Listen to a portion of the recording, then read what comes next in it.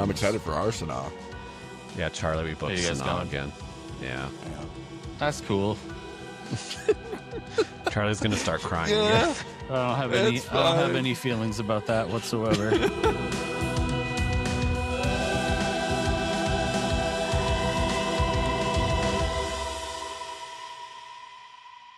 Welcome, foolish mortals, to the Grim Grinning Dads, the podcast where three Disney-loving dads share tips, tricks, and a whole lot more. My name is Caleb, and I am joined, as always, by Tyler and Charlie.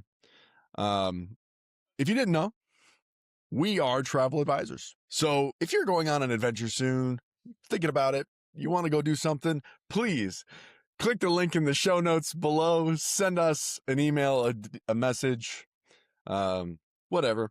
Either way, we want to help you get there. Disney Cruise or Disneyland, Disney World, all-inclusive, all of those things. Click the link below. With that said, we do love Disney. We do love travel. But we are 100% not employed by Disney, by any other company. So our opinions are 100% our own. Our thoughts are 100% our own. And if you've been following us for a while now, you know that we have opinions.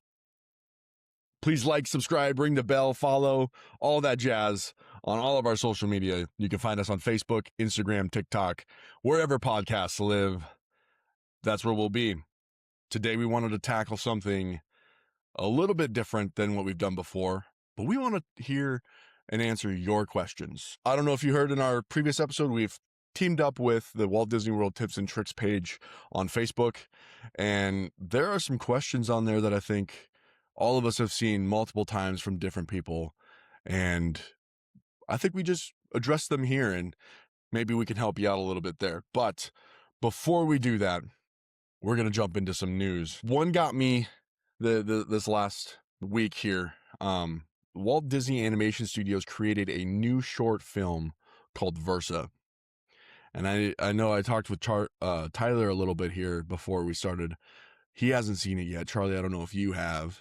I chose not to based on your description of it this morning. Okay. Well, Charlie cries at everything. So I do. Yeah. I feel like that's a low bar. I watched Stranger Things again last night, episode 5. I was crying at that. I'm like, I know exactly what's going to happen. I'm still crying at the end of it. I turned on Versa. I watched it once. Tears. Yeah. After I watched it the first time, I called everybody in the house over to watch it with me, and then we were all crying. But it's on Disney Plus. One of the other members of the household here said they haven't seen Disney do something like this in a long, long time. And it is by far the best short that I have seen Disney do in years. It's probably my favorite short right now. And there's some good ones too. There are some good ones. Know. Is that a Pixar short or is it Disney Studios short? It's a Walt Disney Animation Studios. Oh, okay. Not a Pixar short. And because all the ones I'm thinking of were the Pixar shorts, like the ones that Pixar's. They show before Bao. the theatrical release. Yeah, Bao. Oh, Bao. Lava. Bao makes me. Lava's amazing. Oh yeah, Lava's good. They're all fantastic shows. Or what's the one with the little bird? Shorts. Is it Piper? Yep. Piper the little bird. Yeah, that one's really good too. So like good. Some of the best animation I've ever seen. It looks just insane. Yeah, and the way that they did Versa is unlike anything that they've done before. Like it's no words, it's just music, lots of dancing, but like ice skating dancing, and it's incredible.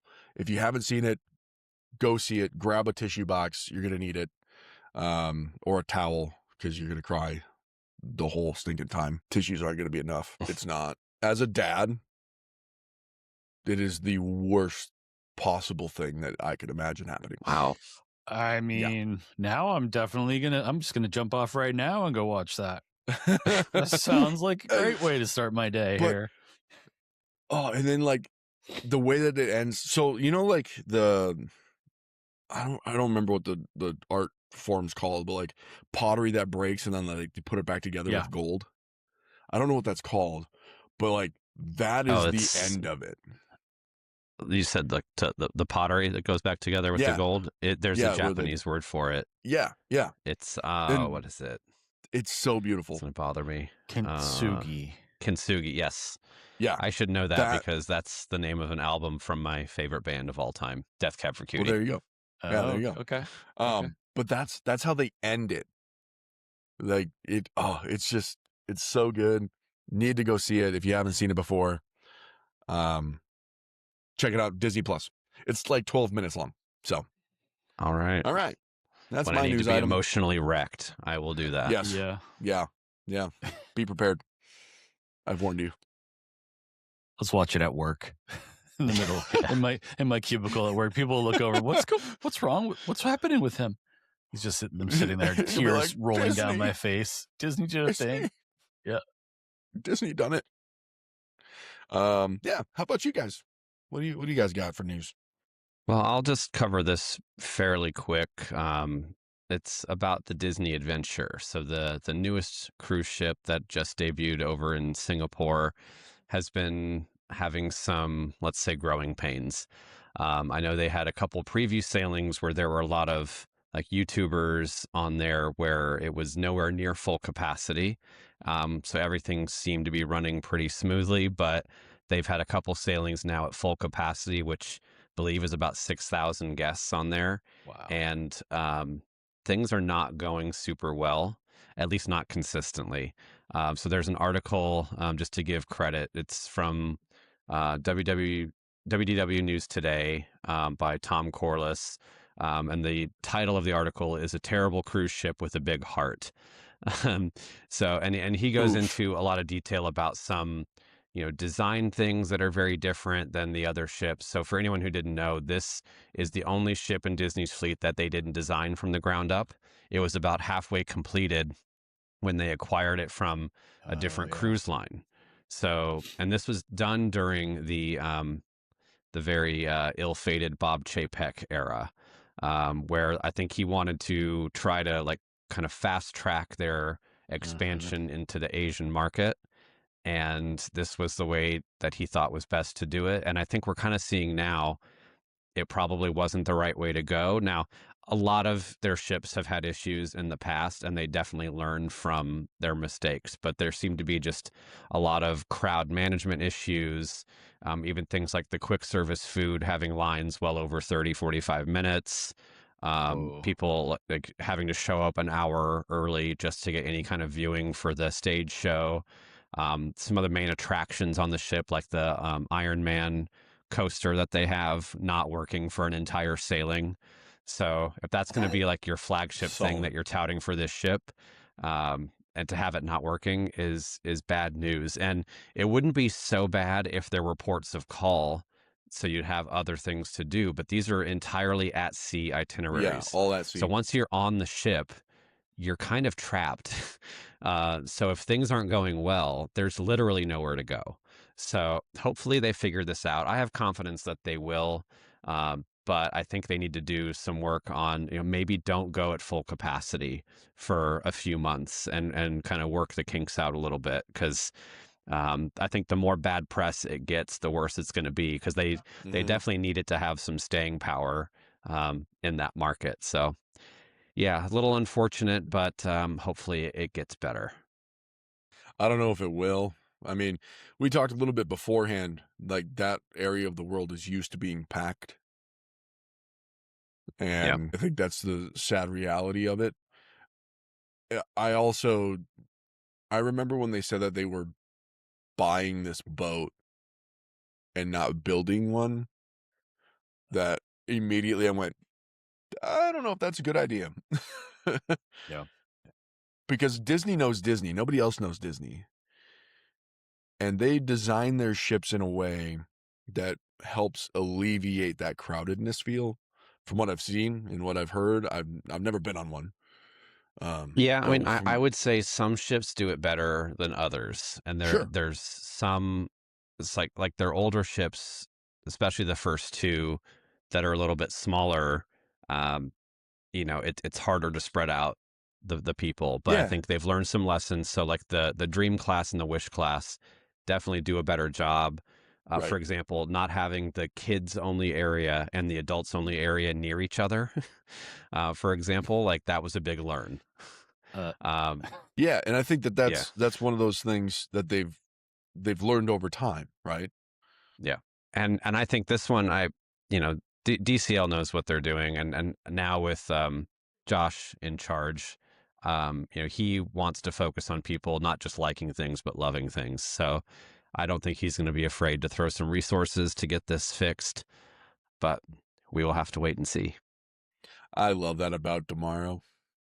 He's like, we're gonna fix it. It might not be immediate, but we're gonna do it, and that makes me hopeful for the future of the Walt Disney Company for sure. Charlie, if he's going to do anything about fixing those sight lines at Hollywood Studios? Doubt it. Yeah, I don't think anybody except for the like us level of nerdiness even care. Yeah, I think they've set that precedent of like, this is the way it is, and people just went, okay. And then you have us that go, but I can see fix it. Star Wars from Andy's backyard. Well, and to me, it's worse the other way. It's like, why do I see Andy's backyard from inside Batuu if I'm supposed to be on another planet? But anyway, not to rehash that. Suspending disbelief. But so I just found this breaking news. This one kind of blows my mind. Mickey's Once Upon a Christmas Time parade was confirmed to return for Magic Kingdom in 2026. That's a news item. I am floored that's which is kind of back. Amazing because they haven't even confirmed the Very Merry Christmas Party yet. Yeah. Spoilers. Well, you know what? Maybe this year is the year that they change the name. No, Donald gets his Christmas party finally. Oh, that would be awesome. That'd be awesome, actually. Yes, Donald takes it over. Yeah, that'd be so cool. And you just it's Donald's Ding Dong Dingle is what it is.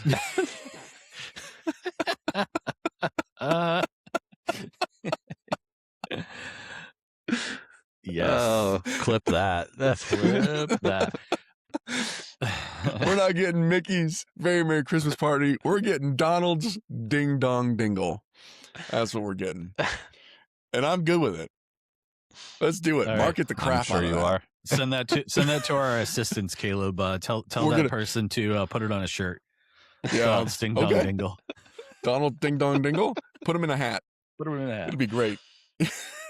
Oh jeez. So my other two news items are actual real news items. That one exists. That was an actual headline on one of these Disney news websites. So when I read it to these guys earlier and did that same presentation, like the laughs were there because of how ridiculous that is as a headline.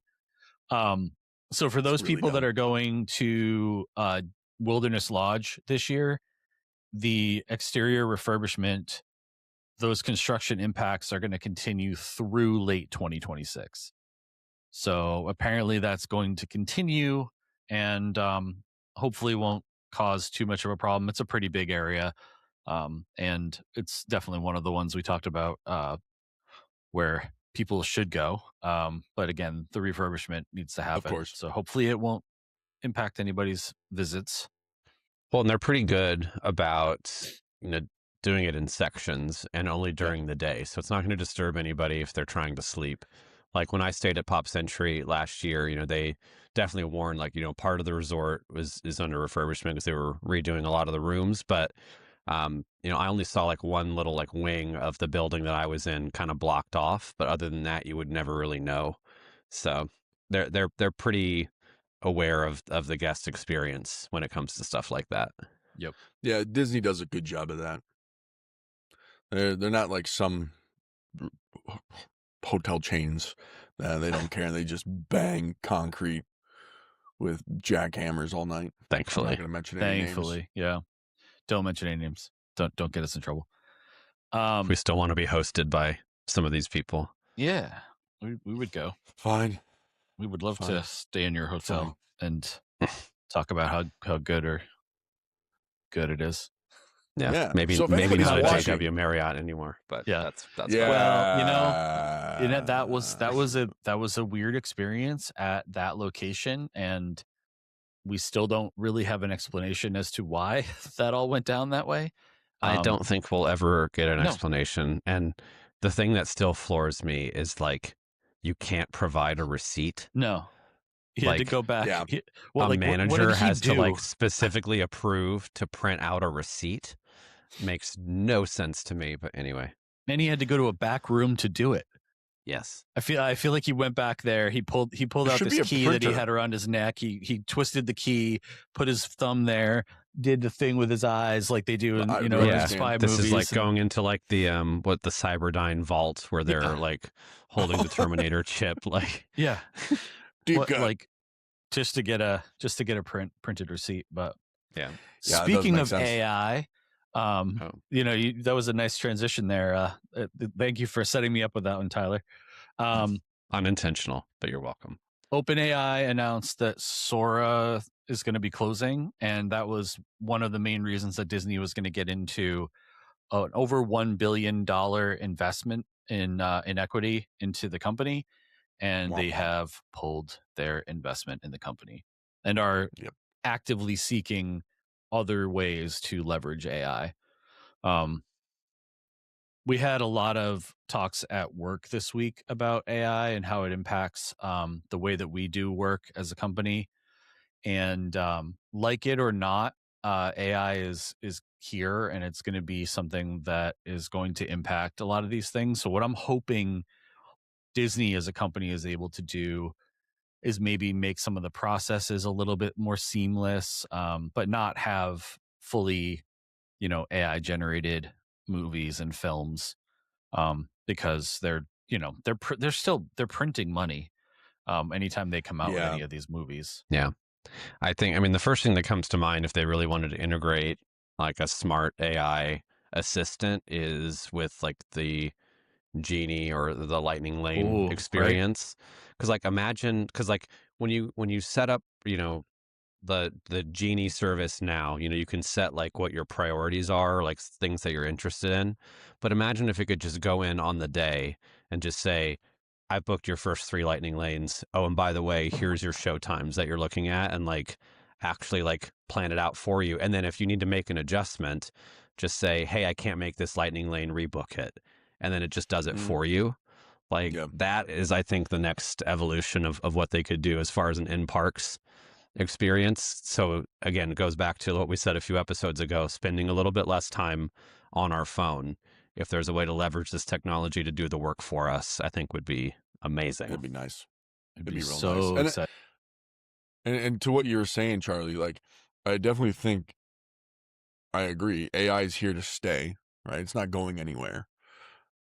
And I think the companies that don't leverage it are going to get left behind. And I'm interested to see how it can work for the guest experience in Disney theme parks, because it can be incredible. Mm-hmm. And then I think of like, theme parks like Six Flags that are going to get left behind. Well, amusement parks, not theme parks. Let's clarify that. Thank you. But but no, I don't think they're trying to compete in the same way though. So I don't know if they would see it as being left behind, or do they just see it as like they have their niche and that's what they stick with? Yeah, it's kind of like Carnival Cruise Line, right? Like they know exactly who's going on those boats.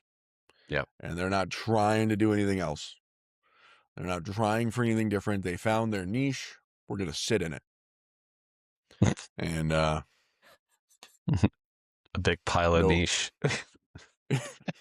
yeah. The niche cruise. That's what it is. That being said, Carnival, if you would love to host us, we would go. Absolutely. Yeah. Oh yeah, for sure. Oh yeah. Yeah. I would check it out because I can't speak from experience. So I would love to know what it's about. I've never been on a boat. Well, I've been on a boat. Never been on a cruise. Been on a boat. Been on a few boats. Yep. I booked a lot of boats. Yep. The cruise that I went on, I've been on a couple cruises. The one that was most memorable to me was I had to have been like 12, maybe 13. And I know that the types of ships that are out there now, they dwarf the cruise line that I was on. Like the how big they are. They're floating cities. Like you said with the Singapore one, 6,000 was at capacity. I mean, it's a lot of people. It's a lot of people. So that's a lot of people. Cool. All right. Well, that's news for the week. Slow news week. But now we're going to dive into the real fun part of this episode, I think, and that's going to be answering the people's questions. Like I said at the beginning, we've partnered with the Walt Disney World Tips and Tricks page on Facebook. There's like 2 million people in there. There's actually 2 groups. Long story short, we've partnered with both of them because they're the same group. The travel agency that we're a part of is partnered with that page, and I've seen a ton of questions come up on that page from many people, and they all kind of touch on the same things. People asking a lot about transportation, people asking a lot about parks, recommendation, tips, tricks, and things like that. So I wanted to bring them up here. I think it'd be fun for us to go through it, and you guys can hear us from our actual faces rather than our words that we type out. Our answers. So here we go. First one, Sharon asked, I know it's a little early to start thinking about Christmas. Never. However, can anyone help me with when the dates are released for Mickey's Very Merry Christmas Party? #Donald's Ding Dong Dingle. We're making that a thing now. Oh, that's a thing. It's a thing now. I love that. So I want to say they normally release like in the summer. Yes. The party dates. Halfway. Yeah. Halfway. Okay. That's usually what it is. So halfway to Halloween's a big deal, which that's coming up. Halfway to Halloween, we should start seeing some Halloween stuff coming out. So Not So Scary. I wish that other parks would do a Halloween party because Hollywood Studios would be a lot of fun. Well, yeah, and especially because Halloween for Disney starts like mid-August, so yeah, they got to do that pretty soon. Yeah, that's got to be. It's usually like right after Easter that we start seeing hints, which is a week from Monday. Yeah, which is which also means, not to derail this specific question, that 2027 dates are right around the corner as well. Yeah, they're coming. But that's probably going to come up again. It's certainly a question that people have asked in all the different places that I've seen, like Disney news and Disney Disney groups on Facebook.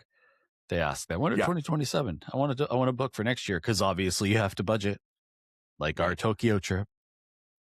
Right. 100%. 100%. And just for a rule of thumb, this can change. It's not going to be always the case, but usually 6 to 10 months beforehand, Disney World will announce stuff. Like that's usually the range. Like we're in the end of March and we're learning that the parade for the Christmas party is going to be a thing. Okay. Mind blown. So we're starting to see things for Christmas 2026 and then we're in March. So, but that also means Christmas party starting in November. Mm-hmm. So that makes sense. Sidebar on the Christmas party. One of the best ways to experience Magic Kingdom. 100%. Do it. Yes. And I would highly recommend, if you're able to, go to the earlier party dates because they will just get more crowded the closer you get to Christmas. So if you're able to go in November, like we went to, wasn't the very first one. I want to say it was the second or third. Second party. It was the second Jollywood that nights. Okay. Because the first one was the night before, or 2 nights before. And it was like the second or third Very Merry Christmas Party. And I mean, there were people there, but it was very manageable. It didn't feel overly crowded. So it was great. Definitely go early if you can. Maybe not the very first one, but that like mid-November range to me is the sweet spot. So Caleb, you said Beacon Barrel right there. Danielle on the Facebook group asks, has anyone booked Beacon Barrel once per trip, or is it one to book a couple of times? Today, my dining reservations are open. Go every time. Go every time. Every day. Book it every single time that you're there. You get a park hopper and go back. So much fun. Fun. Yes, I guess if you are forcing yourself to go to Magic Kingdom more than once, then I guess go again. Got him. But that look on your face was worth it, Caleb. Forcing yourself? Yeah. Wow. Okay. Forcing yourself. You go to Magic Kingdom because it's the castle park. It's a castle park. It's the castle park in Florida. Okay.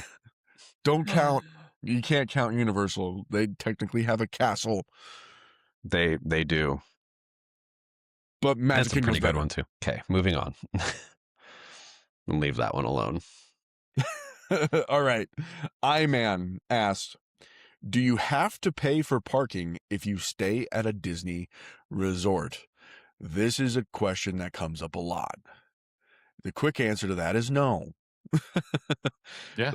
No. There was a time, though. There was a time, and I understand where the question comes from. There was a time under the paycheck era where you had to pay for parking, even if you're at a resort. What? Yeah. How long did that happen for? Like 3 days. That's absurd. People must have revolted. They did. One of the benefits. They were pissed. That's crazy. It was not a good idea. It was not a smart move. And like, even if you were an AP holder, like you had to pay for parking. Yeah. Now I know the deluxes, at least most of them, do offer valet. Correct. So you would pay for that. Yeah. Self parking's free. Of course. Yeah. But and then if you're visiting a resort and you have a dining reservation, you don't have to pay either. Correct. But they will verify your dining reservation when you check in to enter the parking lot. So they've got their iPad, they scroll, they find you, they're like, you're good, and they let you go through. Yep. So quick, easy answer is no. You don't have to pay for parking. I understand the trauma that caused, though. I mean, like that, yeah. When everything at Disney's expensive, and then it feels like a cash grab to make you pay for parking. Like, yeah, I don't get it. All right, next one. This one comes from an anonymous poster. First time taking our kiddos, ages 3, 2, and like 8 months, and 6. Looking for advice for what lightning lane to purchase for the week after Easter at Magic Kingdom. We go on April 8th. Which one would you recommend? Single, multi-pass, or Premier?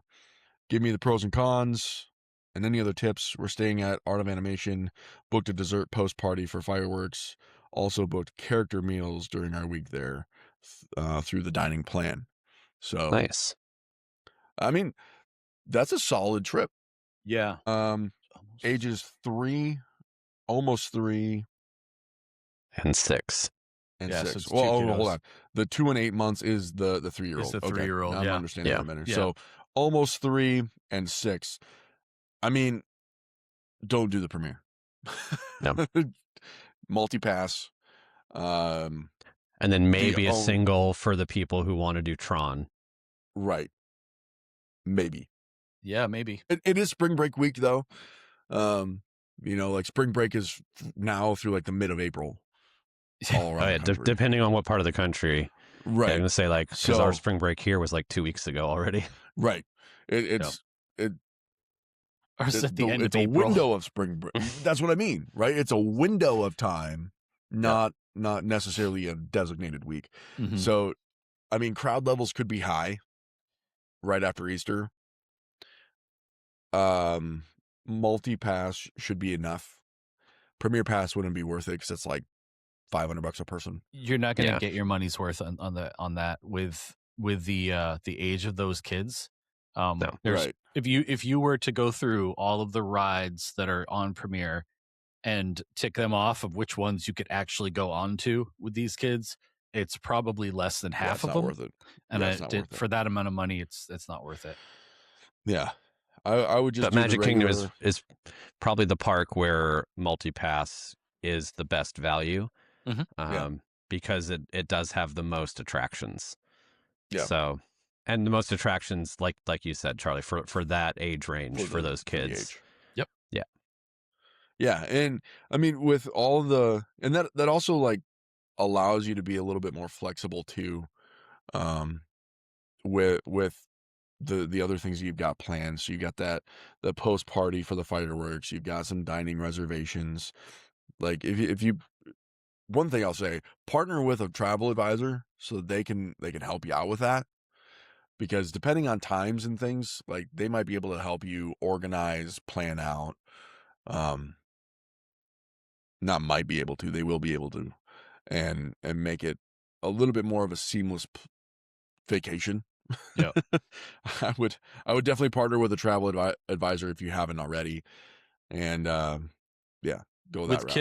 With kiddos that are that young, what you don't want to be doing, which a lot of people end up doing, is walking from one end of the park, entire other end of the park to ride something else, and then circling back to something else on the other end of the park. Like if you can get all of the things that you need to get done in one area at one time without having to circle back, that would be the ideal. It's not what people do, because it just doesn't logistically work out that way unless you have a mastermind sitting at home in front of a computer helping you with it. So that helps. Man in the chair. The man in the chair. Can I throw a question out there as I'm just scrolling through the group right now?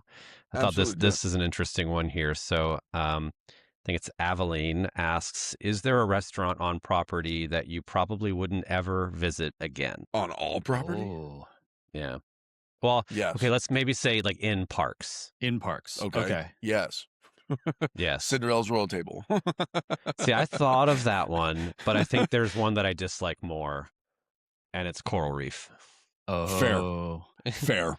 Coral Reef is literally about the ambiance, and that's it. Yeah. You're you're under the sea and you're in an aquarium. You want to sit in a That's it. Sure. Fish tank? And as a foodie, Tyler knows the food there is not that good. Yeah, and like the food is better at Cinderella's Royal Table. And I also thought of Be Our Guest. Now, Be Our Guest has gotten slightly worse each time I've been. So I don't know that I would rush to go there again, but I could understand, like, it is a cool setting, and if you catch it when the beast is walking around, like there's a cool ambiance to that place, even though the food isn't anything special. And Cinderella's Royal Table, like, obviously it's a very, very cool setting, and the character interaction with all the princesses is top tier. So I would definitely place those above Coral Reef. So my answer for sure is Coral Reef. Coral Reef should go away. And now that I'm thinking about it a little bit, like if my daughter were to say that she wants to eat at Cinderella's Royal Table or Be Our Guest, whatever, like, of course we're going to go. Yeah. If she says she wants to eat at Coral Reef, that answer's no. That answer's no. Because like we're in Epcot, we're in the food park. We're not going to Coral That answer's Reef. a hard no. Let's go get beignets. No. Let's go to France and get some delicious stuff go anywhere there. else. Honestly, go to the Hall and just get like the $3 little baguette with some butter, and you're having a better time. 100%. And you're spending way less money. Way less money, yes. So I have a question off of the group. Yeah. This was like 32 minutes ago. Alicia asked, we're a family of 5 kids ages 12, 9, and 6, and have the option to stay in a 1-bedroom villa at Animal Kingdom Resort Kidani Village or a regular room at the Polynesian for about the same amount of money. We're staying 5 nights in October. What would you choose? A regular room at the Poly instead of a villa? I would choose the villa. Yeah, I suppose the villa does. If you're okay with the transportation. Right. Yep. Then knowing that. Yeah. Because I think the space, so like the parents having the separate bedroom is huge. 2 different bathrooms. 1-bedroom villa? I assume. That's what it says. 1-bedroom villa. Yep. Yeah. Do the villa. Yeah, And the I two would do the villa. bathrooms. Yeah, Man. do the villa. I stayed at Old Key West in a 2-bedroom villa there this last September, and I have a real hard time not staying in a villa anymore. Like, oh, that was nice. Oh, and while Space. you're at Kidani Village, please eat at Sanaa. Do Go to yourself a Sanaa. favor. Oh my goodness. Yep. Oh my goodness. I'm excited for our Sanaa. Yeah, Charlie, we booked you guys Sanaa going? again. Yeah. Yeah. That's cool. Charlie's gonna start crying Yeah. again. I don't have any feelings about that whatsoever. He's just numb. You guys, here's what's gonna happen. I'm gonna wait to watch that movie that Caleb recommended. I'll watch it when you guys are at Sanaa. Like, I'll be like, okay, you guys, Just on repeat every 12 minutes. He's just starting it again. Oh my What goodness. time is your Sanaa reservation? It's I will like start 8 it o'clock. right then. Yeah. I'll watch it then. Oh man. Or I'll hilarious. watch I'll have to send you Forrest the Gump. play-by-play because it's Caleb, myself, Jacob, and Eric. So it's going to be quite the crew. It's a crew. That is a crew. That's a crew. We're gonna have a freaking blast. There might be some African Mai Tais again. Maybe. Maybe. Is that when we're gonna record the podcast again? Like when you guys get back from that? That'd be hilarious. What day of the funny. week is that one? That'll be our Thursday night. Okay, so I would be that's the day that I'm going to be in Boston with Sawyer's school. So we would get back. So you need some African Mai Tais at the end of your day too. I mean, maybe depends on which group of kids we get to monitor. That's what I'm saying. Like Sawyer's usually pretty chill, but I don't know about some of the other kids in his class. Yeah, it's wild. It's all sorts of great questions in the group right now. I know. Yeah. There's a bunch. Let's do a few more. We got some time. Here's another one. Talented Owl asked, Great name. what's the weather like in the first week of May? We went to Walt Disney World last year at the end of March, beginning of April, and only saw 5 minutes of rain in 10 days. Should we be packing a lot of extra clothes for the kids due to rain, or is it hit or miss? Well, I would say you're getting closer to rainy season, but it's not like peak rainy season. Right. I wouldn't worry about extra changes of clothes. I would definitely recommend just getting some inexpensive ponchos. I would order them ahead on Amazon. Get them ahead, yeah. And then have them like in your backpack or your day bag. And because that's what we had when I went with my mom and my daughter to Epcot for my birthday last year. We had like a little 10-minute rainstorm as we were walking to our dinner reservation. So having those ponchos were a lifesaver. So we weren't sitting in Cheeky Sai soaking wet. Yeah. And you also didn't spend $30 on each poncho by buying it in the parks. Yeah, I got like there's like this like pack of them like all different sizes on Amazon for like $10. $10, yeah. Worth it, yeah. Because what is it actually? It's just like It's very just a thin big. layer. It's basically of a garbage bag with a hood on it, is what it is. Yep, a hood and some arms.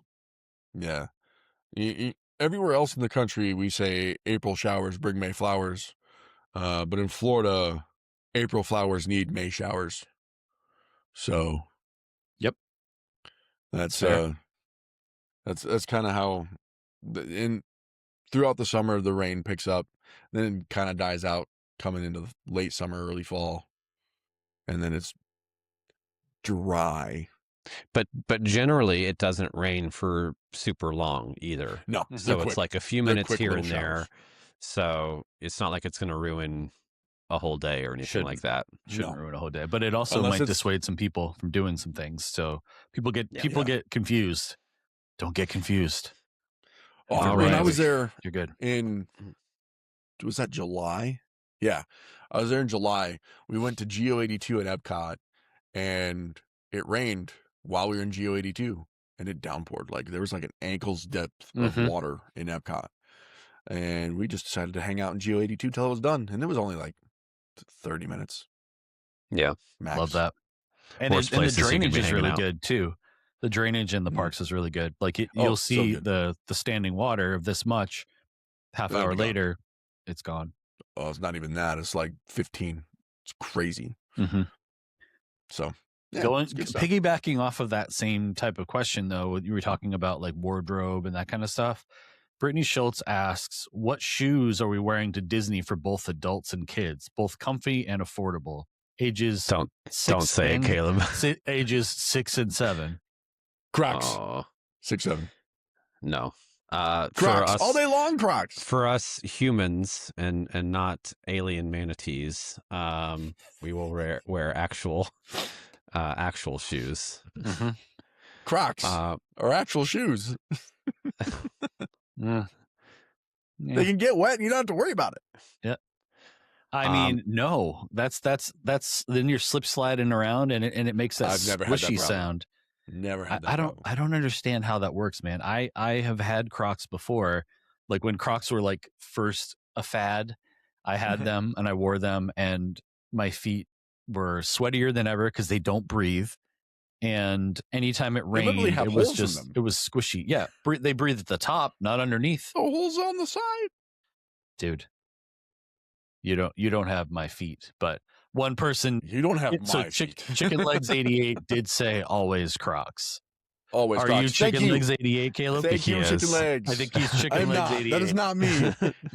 It will pop up in there. The Disney Dad when I comment. Accounts that he's just looking for Oh these my products. goodness. Chicken Legs 88. Advocating for Crocs. Listen, Crocs. Okay, well, I will throw my... Not a sponsor, but I'd love you to be. Also not a sponsor, but I've become a huge fan of Brooks, not just because they have the Disney collabs, although both pairs of Brooks that I own are the Run Disney, but I would order just like, especially the Adrenalines are incredibly comfortable. So yeah, Brooks for me. Yeah, but they get soggy when they get wet. Brooks are my daily driver. They do, but any shoe gets wet. Like Crocs do not dry. So Brooks for me as well. I also am a big fan of the Adrenalines, and that's kind of what I wear as a daily driver. And I do have some pretty significant like foot stuff that I've been dealing with, plantar fasciitis. So if that's something that you are dealing with, you should look into potentially getting some insoles as well, just to make sure that you have some support.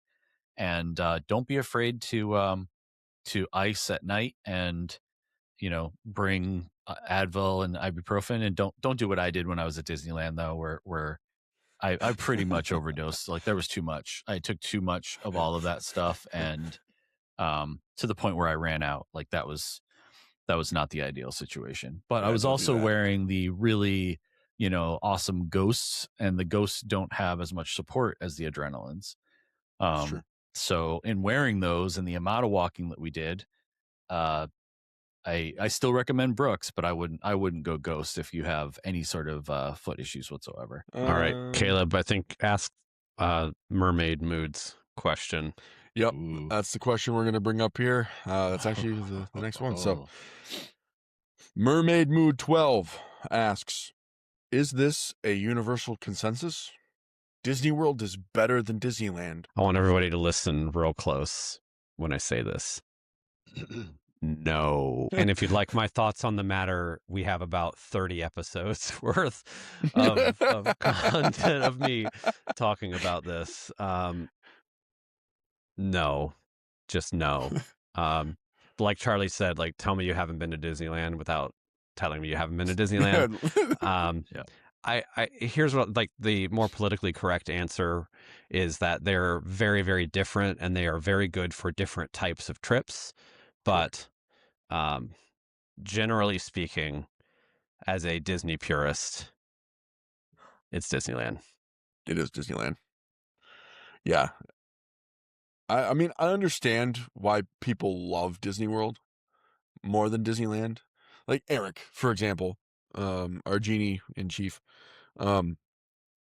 he prefers Disney World because of its size. It doesn't feel as crowded. It doesn't feel as jam-packed unless you're going between Small World and Peter Pan. But I get that. For somebody that doesn't like huge crowds, you can find places to escape the crowds at Disney World a little bit easier. Well, and he was also a CP there, so I think there's an attachment to it. There's that. There's also we're in South Dakota. it's easier to get to Disney World than it is to Disneyland for us. And especially for Charlie, it's way easier to get to Disney World than it is to Disneyland. Oh yeah, for sure.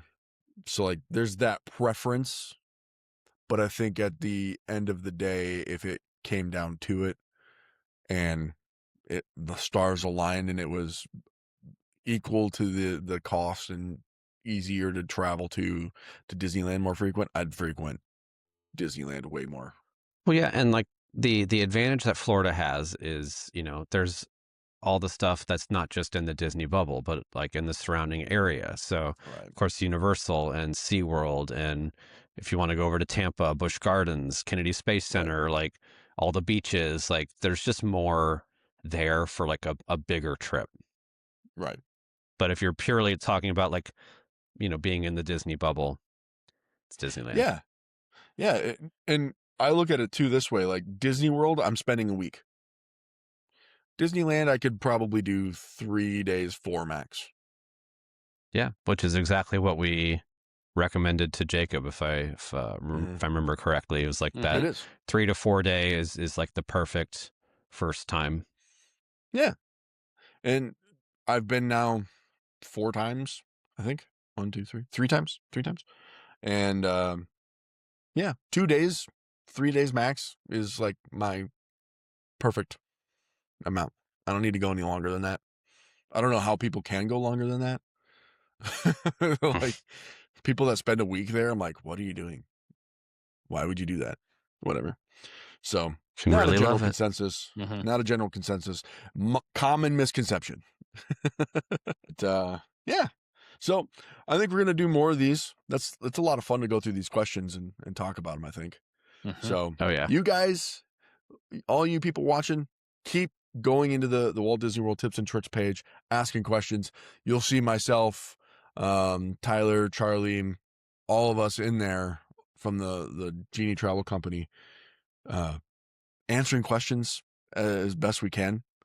But at the end of the day, working with a travel advisor is what you should be doing. For the most part, they don't cost anything extra. There are some that charge, but for the most part, it's a free guide and a free resource for you. And I would strongly encourage just having somebody's, like Spider-Man, having that guy in the chair to help you out. And for even if you're a pro at Disney, like I still ask other genies their recommendation on stuff because I don't know it all. Yeah, you can't know everything. There's a lot to know, and there's different people, right? Like there's an entire group of travel advisors that are specifically for moms and breastfeeding and all that other stuff, and then there's us, the dads. There's family orientated. There's singles and couples. There's a wide variety of people that experience Disney differently, and we want to help out as best we can. So, but anything you guys want to add? No, I was trying to come up with some sort of joke related to Gray Jedi, but I couldn't do it on the spot, so it didn't work for me.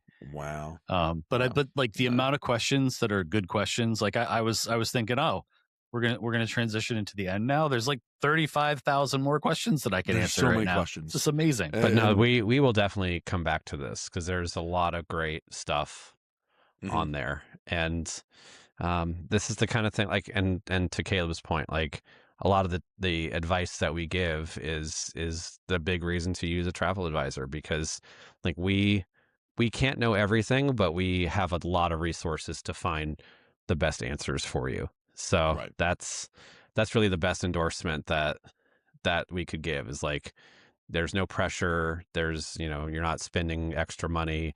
If anything, you're saving money because we can tell you what to not overspend on. So, correct. Yep. Correct. And then we can tell you what to splurge on. So there's that. Where not to go, what places to eat, all of that stuff is super valuable stuff. Also, if you need to cancel a reservation in the middle of your day, you don't have to stay on the phone the whole time. You can, shoot a text. If your travel advisor is available and you shoot a text to them, which generally we are, you shoot us a text. We get on the phone for you to our direct line, and then we skipped the line, and instead of waiting 2 hours on the phone, which is something that could happen to you, we do it for you, and we handle that. That is a scenario that absolutely happened to me when I was at Disney, where I had a travel advisor prior to doing this.